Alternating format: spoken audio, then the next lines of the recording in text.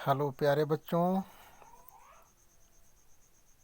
Class 12th के student. Sociology subject के अंतर्गत मैं आज आपके लिए लाया हूँ पर्यावरण प्रदूषण समस्याएं एवं निदान। ठीक ना। तो इसके अंतर्गत विस्तृत उत्तरी प्रश्न के अंतर्गत लेकर हम चलते हैं। पहला प्रश्न है, पर्यावरण प्रदूषण से क्या आशय है? पर्यावरण प्रदूषण के मुख्य कारणों तथा नियंत्रण के उपायों का उल्लेख कीजिए। ठीक ना। तो उसी प्रश्न को अथवा या करके दिया हुआ है। फिर बाद में भी 2003 के देखिए बोर्ड पेपर में आया था। फिर ये प्रदूषण रोकने के विभिन्न उपायों का विवेचना कीजिए, 2016 में आया था। तो इस तरफ से आते हैं हम लोग इसके प्रश्न के साथ इसके उत्तर को देख लेते हैं। तो देखिए, इसको मैंने व्यवस्थित किया है, इसको ध्यान से पढ़िएगा, देखिएगा। पर्यावरण प्रदूषण का सामान्य अर्थ है हमारे पर्यावरण का दूषित हो जाना। पर्यावरण का निर्माण प्रकृति ने किया है। प्रकृति प्रदत्त पर्यावरण में जब किन्हीं तत्वों का अनुपात इस रूप में बदलने लगता है जिसका सामान्य जीवन पर प्रतिकूल प्रभाव पड़ने की संभावना होती है, तब कहा जाता है कि पर्यावरण प्रदूषण हो रहा है। उदाहरण के लिए यदि पर्यावरण के मुख्य भाग जैसे वायु में ऑक्सीजन के स्थान पर, जैसे वायु हमारा है, उसमें जो ऑक्सीजन है, ऑक्सीजन के स्थान पर किसी अन्य विषैली गैस या गैसों का अनुपात बढ़ जाए, ठीक ना, तो यह कहा जाएगा कि वायु प्रदूषण हो गया है। पर्यावरण के किसी भी भाग के प्रदूषित हो जाने को पर्यावरण प्रदूषण कहा जाता है। पर्यावरण के किसी भी भाग, पर्यावरण के अंतर्गत जानते ही हैं, पहले ही क्लास में मैंने आप लोगों को पर्यावरण के अर्थ के बारे में बताया था कि जो हमें प्रकृति द्वारा प्रदत्त वस्तुएं या मानवकृत वस्तुएं जो हमें चारों तरफ से कवर करती है, घेरती है, ठीक ना, तो वो क्या कहलाती है? पर्यावरण कहलाती है। तो पर्यावरण के किसी भी भाग में अगर प्रदूषण हो जाए, चाहे तो वह जल में, वायु में या ध्वनि में किसी भी रूप में हो जाए, तो उसको पर्यावरण प्रदूषण कहा जाता है। यह प्रदूषण जल प्रदूषण, वायु प्रदूषण, ध्वनि प्रदूषण तथा मृदा प्रदूषण के रूप में हो सकता है। देखिए, इसको भी बहुत अच्छी तरह से बताया गया है। तो इसको ध्यान से देखेंगे। पर्यावरण प्रदूषण के कारण। आधुनिक विश्व के प्रमुख पर्यावरण प्रदूषण एक अत्यंत गंभीर समस्या है। वायु, जल और भूमि का प्रदूषण जिन स्थानों से हुआ है उसका उल्लेख यहाँ संक्षेप में किया जा रहा है। नंबर 1 है पहला, औद्योगिकरण। औद्योगिकरण मतलब होता है, इसका सामान्य अर्थ होता है किसी स्थान विशेष पर विशेष उद्योग का अधिक मात्रा में लग जाना, ठीक ना। तो जैसे वैज्ञानिक और तकनीकी शिक्षा के विकास एवं अनुसंधानों के कारण पर्यावरण प्रदूषण उत्पन्न हुआ है। औद्योगिकरण की प्रवृत्ति के फलस्वरूप जंगल काटे जा रहे हैं, पहाड़ों को समतल किया जा रहा है, नदियों के स्वाभाविक बदलाव को मोड़ा जा रहा है, खनिज पदार्थों का अंधाधुंध दोहन हो रहा है। इन सब के फलस्वरूप पर्यावरण प्रदूषित हो रहा है। औद्योगिक चिमनियों में रात दिन निकलने वाले धुएं से वायु प्रदूषित हो रहा है। कल कारखानों से निकलने वाला कचरा, गंदा पानी नदियों के जल में मिल रहा है, जिसके फलस्वरूप नदियों का जल प्रदूषित हो रहा है। इस तरह औद्योगिक विकास से प्रदूषण निरंतर बढ़ रहा है, ठीक ना। यानी कि पर्यावरण प्रदूषित करने में सबसे महत्वपूर्ण हाथ है किसका? औद्योगिकरण का। दूसरा है वाहित मल। वाहित मल मतलब होता है मलमूत्र। शहरों के मकानों से निकलने वाले मलमूत्र सीवर पाइप के द्वारा नदी, तालाबों, झीलों में डाल दिया जाता है, ठीक ना। इससे जल को प्रदूषित कर दे रहा है। घरेलू अपमार्जक, ठीक ना। अपमार्जक क्या क्या होते हैं? जैसे साबुन वगैरह, डिटर्जेंट वगैरह कई तरह का यूज करते हैं। तो घर और अस्पतालों आदि की सफाई में विभिन्न प्रकार के साबुन, विम, डिटर्जेंट, पाउडर आदि प्रयोग होता है, जो नालियों के द्वारा नदियों, तालाबों और झीलों आदि में मिल जाते हैं। अपमार्जकों के फलस्वरूप कार्बन डाइऑक्साइड और कार्बन अम्ल उत्पन्न होते हैं और जल को प्रदूषित करते हैं। कूड़े करकट और मृत जीवों का सड़ना। अगर कूड़ा करकट हम रख दिए कहीं पर, अगर सड़ रहा है या मरे हुए कोई जीव हो वो सड़ रहे हैं, तब भी पर्यावरण प्रदूषित होती है। कूड़े करकट के ढेर और मृत जीवों से जो दुर्गंध निकलती है या उठती है, उससे वायु प्रदूषित हो जाती है। लाशों के सड़ने में अमोनिया गैस वायु और जल दोनों को ही प्रदूषित करती है। नदियों का अनुचित शोषण। नदियों का अनुचित कैसे? लेकिन नदी का अनुचित रूप से शोषण हो रहा है। देखिए कैसे है। अपने भौतिक विकास हेतु मानव प्रकृति का बेदर्दी से शोषण कर रहा है। वह जंगलों को उजाड़ रहा है, पर्वतों को समतल बना रहा है और खनिज पदार्थों का निरंतर दोहन कर रहा है। इसके फलस्वरूप सूखा बढ़ रहा है और भूस्खलन की समस्या उत्पन्न हो रही है। वनों की अंधाधुंध कटाई से वातावरण में कार्बन डाइऑक्साइड की सांद्रता निरंतर बढ़ रही है। ठीक ना।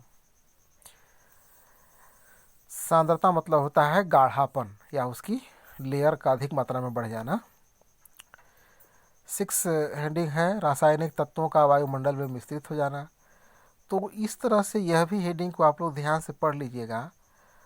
ठीक ना। मैं पढ़ नहीं रहा हूँ, वीडियो को आप पॉज कर लीजिएगा और पढ़ लीजिएगा आप लोग, क्योंकि वीडियो ज़्यादा लंबा हो जाएगा, दिक्कत हो जाएगा आप लोगों को।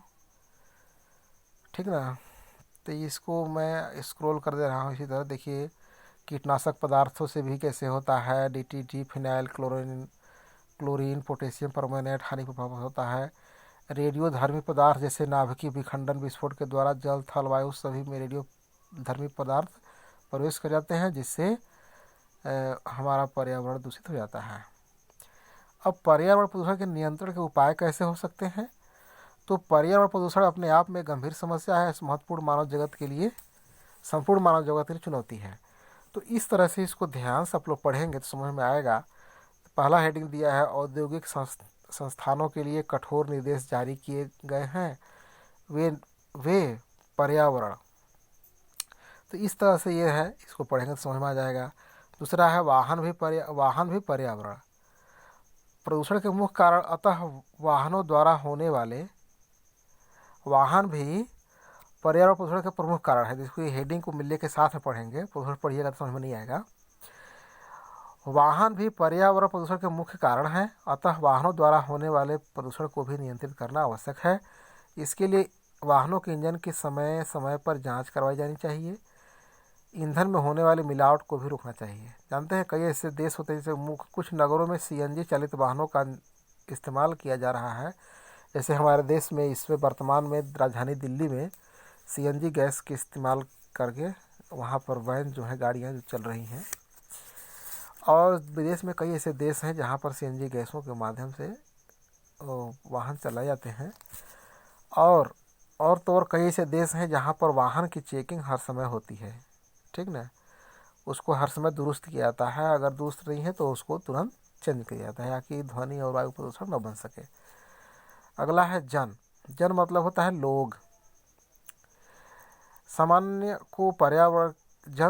को पर्यावरण के प्रदूषण के प्रति सचेत होना चाहिए तथा जीवन के हर क्षेत्र में प्रदूषण को रोकने के हर संभव उपाय किए जाने चाहिए। तो इस तरह से इसको पढ़िएगा, समझ में आ जाएगा। ठीक। अब प्रश्न नंबर 2 है, जल प्रदूषण से आप क्या समझते हैं? इसके मुख्य कारणों, हानियों तथा नियंत्रित करने के उपाय का उल्लेख कीजिए। तो ये देखिए मेरे जल प्रदूषण के बारे में देखिए लिखा हुआ है। इसको आप ध्यान से पढ़िएगा, वीडियो रोक लीजिएगा, बढ़िया ध्यान से पढ़ लीजिएगा हैं। तो इसके बाद आप लोगों को खुद समझ में आ जाएगा। अब जल प्रदूषण की हानियाँ क्या होती हैं? तो हानियों के बारे में देखिए PDF में बहुत अच्छा लिखा हुआ है। इसको आप लोग, बहुत कंटेंट पूरा भरा हुआ है इसमें, इसको आप लोग बिल्कुल ढंग से पढ़िएगा तो आप लोग इतना समझ में आएगा, पूरा आपको समझ में आएगा। दिक्कत आता है जहाँ पर हमसे पूछ लीजिएगा। प्रश्न नंबर 3 देखिए दिया है, भारत में पर्यावरण प्रदूषण का सामान्य विवरण प्रस्तुत कीजिए। पर्यावरण संरक्षण के सरकारी उपायों का उल्लेख कीजिए। मैंने कितने संगठन बने हुए हैं पर्यावरण को प्रदूषित करने के लिए, तो उसके बारे में इसमें अध्ययन किया जाएगा। और देखिए भारतीय वायुमंडल में लगभग 40 ton sulphur acid, 70 ton carbon कण, 10 लाख टन कार्बन मोनोऑक्साइड, इस तरह के विभिन्न गैसों का मिश्रण है, जिससे वायु प्रदूषित हो रहा है, ठीक ना। तो इस तरह सब कॉम्बिनेशन लिखा हुआ है, इसको ध्यान दीजिएगा। मानवीय भूल के कारण ही आज देख रहे हैं कि हमारे पूरे दुनिया में एक वैश्विक महामारी कोरोना नामक वायरस से पूरे विश्व में इस समय हाहाकार मचा हुआ है। तो कहीं न कहीं से प्रकृति के साथ खिलवाड़ करने का ही नतीजा है प्यारे बच्चों, जिसको आप समझ लीजिएगा।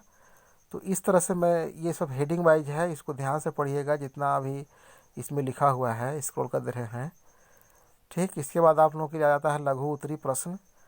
तो लघु उत्तरी प्रश्न के अंतर्गत देखिए दिया है पर्यावरण वर्गीकरण पर संक्षिप्त टिप्पणी लिखिए। तो इसको ध्यान से कर लीजिएगा, तो आप लोगों को अधिक से अधिक समझ में आ जाएगा, ठीक ना।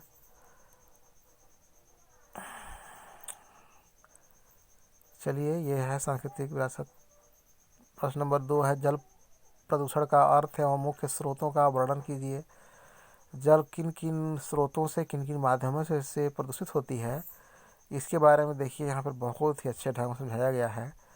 फिर जल प्रदूषण का जनजीवन पर क्या प्रभाव पड़ता है, इसे रोकने के उपायों का वर्णन कीजिए। तो इसको पढ़ने लगेंगे, समझाने लगेंगे तो बहुत सारा टाइम लगेगा, बहुत आप लोगों का कोर्स लेंदी है, बहुत बड़ा है, तो इसको समेटा नहीं जा सकता।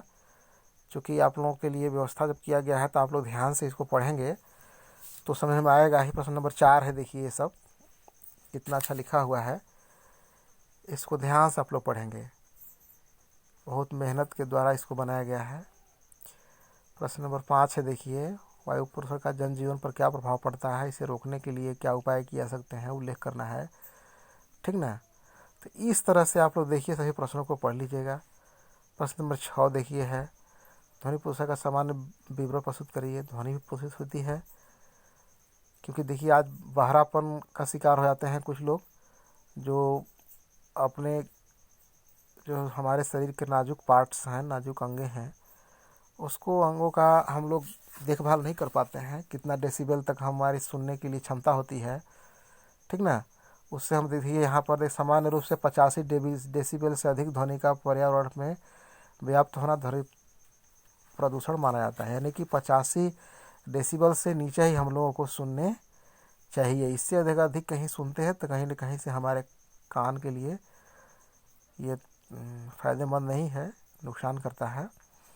तो ये देखिए हम आप लोग के लिए विस्तृत उत्तरी और लघु उत्तरी आपको बता दे रहे हैं। नेक्स्ट वीडियो में हम अति लघु उत्तरी लेकर के आएंगे आपके लिए कल, ठीक ना। तो अच्छा, आई होप हम इस आशा करते हैं कि आप लोग इसको ध्यान से वीडियो को रोक करके पढ़ लीजिएगा और इसको प्रिपेयर करिए, ध्यान करिएगा। नेक्स्ट संडे को मैं लूँगा आप लोगों के साथ टेस्ट, तो उसके लिए आप लोगों को प्रिपेयर भी करना है, तैयार करते रहिएगा। चलते हैं बच्चों, bye bye, okay bye, good afternoon.